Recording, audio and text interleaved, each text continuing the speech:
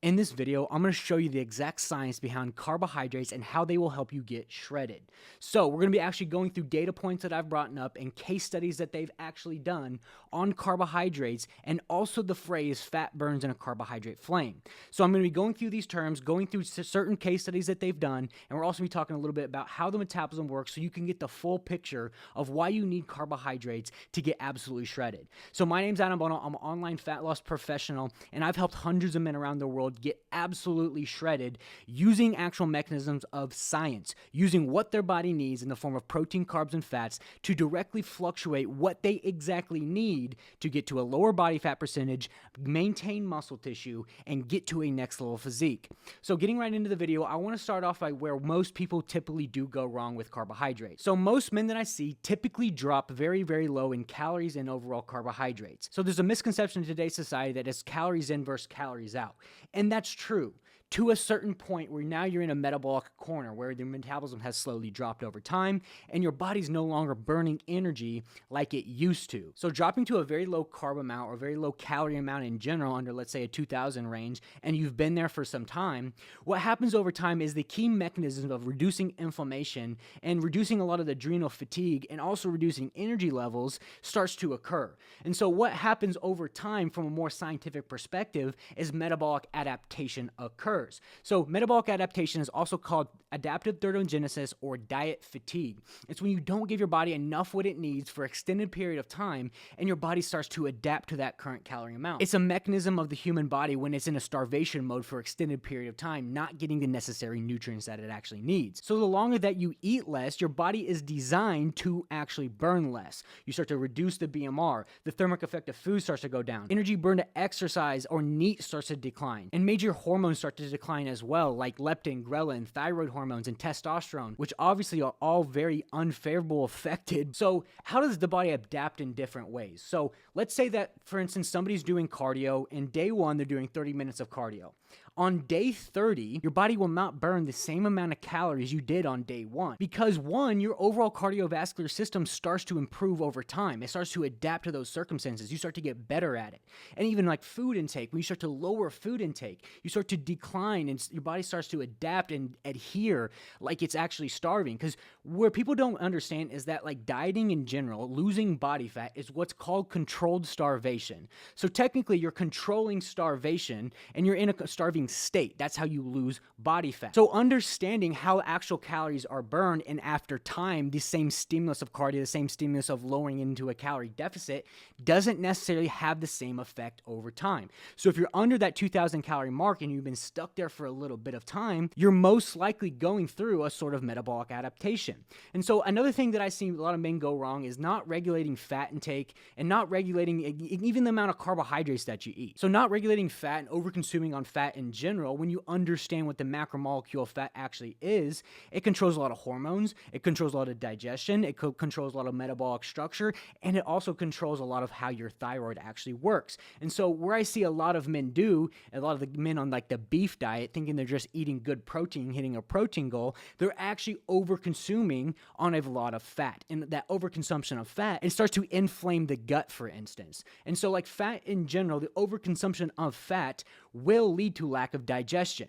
But if you transition the body into more of a carbohydrate metabolism state where we're optimizing for more carbohydrates, your body actually stores less fat. So they've actually done studies on this on one, like what happens when you start to degrade in carbohydrates, start to degrade in calories, what actually happens with glucose metabolism, and where your actually body stores the most body fat. So I want to go through these two case studies that I've brought up and kind of highlight key portions that really stick out and really understand the entirety of why you need carbohydrates in your diet. So like, for instance, this study says if a low level of carbohydrates exists, a substance known as pyruvate starts to build up. Pyruvate is formed during the glucose metabolism, and if glucose is not present, pyruvate cannot do his job in the energy process. Therefore, fat has nowhere to attach in the body's mitochondria, which in turn slows metabolism and will extremely lessen the body's fat burning capabilities. And even in this study, what they've done in de novo lipogenesis, what they've actually found is that carbohydrates don't actually gain much body fat, a very low amount of body fat. But what they did find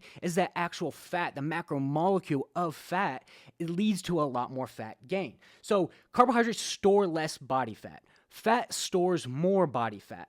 And where people go wrong is not regulating their calories, not regulating their carbohydrates, not regulating their actual fat.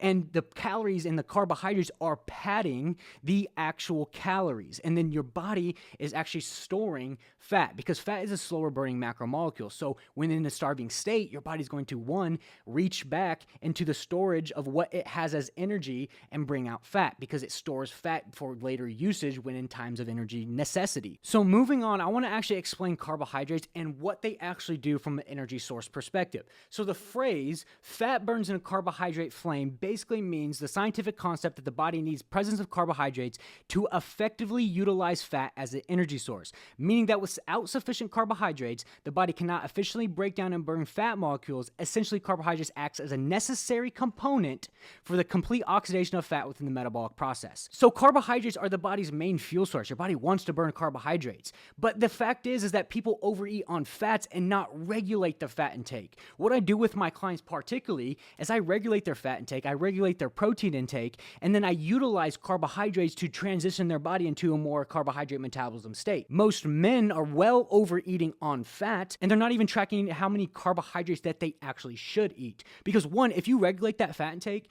and you get good moderate carbohydrates for sufficient fuel, you not only improve a lot of digestive processes, but you also get more energy. More energy means your body can perform more, you can do more. And even in the screenshot, when carbohydrates are broken down, they produce molecules that are crucial for the citric acid cycle. The pathways of fatty acids are fully oxidized to generate energy. Without these sufficient molecules, fat metabolism slows down. And even outlining like low carb diets and like where ketones come from or ketosis comes from. Low carb diets can lead to a state called ketosis, yes, where the body starts producing ketones. But what most people don't really understand is that ketosis happens over time with no carbohydrates, very low amount of carbohydrates. But they don't even know how much carbohydrates they're actually eating in the miscellaneous foods that they're even maybe consuming.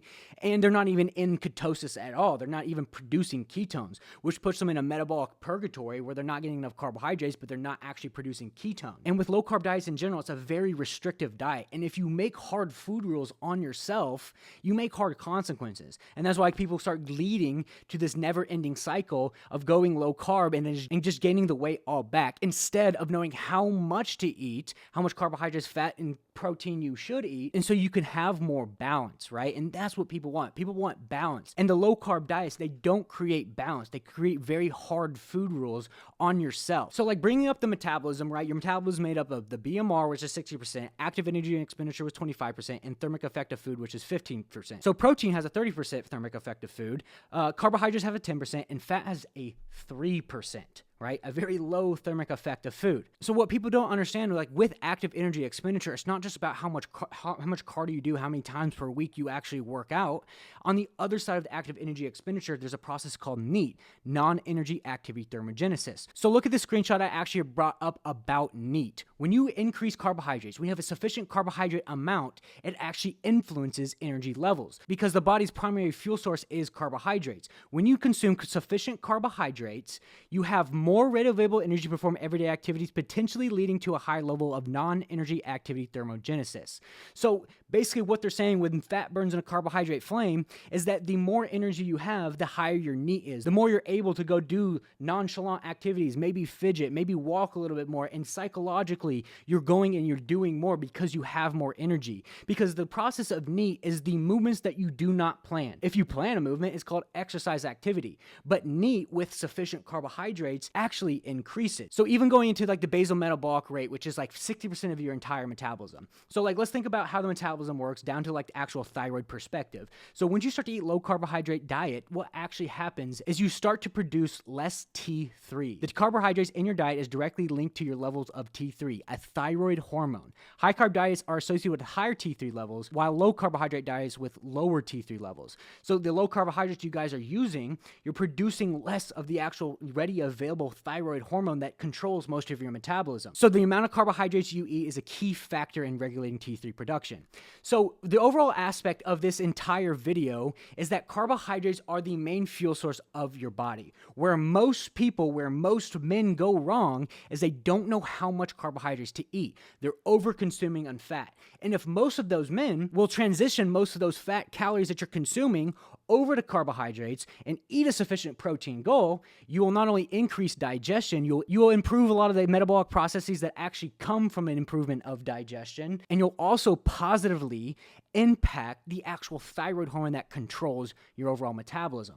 So where most men go wrong is they don't know how much, they don't know where to start, they don't know how much fat, how much carbohydrates, how much protein to even eat, and so they just cut carbohydrates out of their diet completely. And that process right there, any moron on the internet can do that.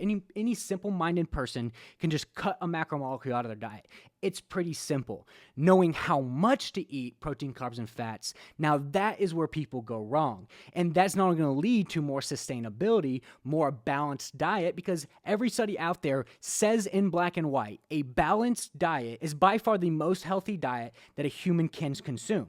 And so having a balanced diet allows you more flexibility, it allows you to have less hard food rules, and it allows you also to sustain something longer. Because with carbohydrates in your diet, you also improve a lot of the hunger that you're feeling. You improve a lot of ghrelin and leptin, which are also satiety and hunger hormones, and you're able to maintain that for longer. The reason why my clients are reaching sub 10% body fat percentages is because we give them how much, we teach them how much, and they know how much carbohydrates, protein, fats that they actually need to eat. So some action steps for you guys here at the end of this video is that I would challenge you, take some of those fat calories, transition them over to carbohydrates, and I promise you'll have improved digestion, a lot more energy, mental clarity, and you will start to actually see movement and progress within your overall physique. So overall, carbohydrates will be the key mechanism to getting you six-pack shredded. So if you like this video, like, comment, and subscribe. We're doing a new video on Friday, and on Friday's video, I will show you step-by-step how we do this with our clients just to help you out, because this whole channel is designed to help you get lean, the viewers get lean. So if you want to see the video on Friday, do not miss it. Like, comment, subscribe, and turn on my bell notification so you get the video on Friday.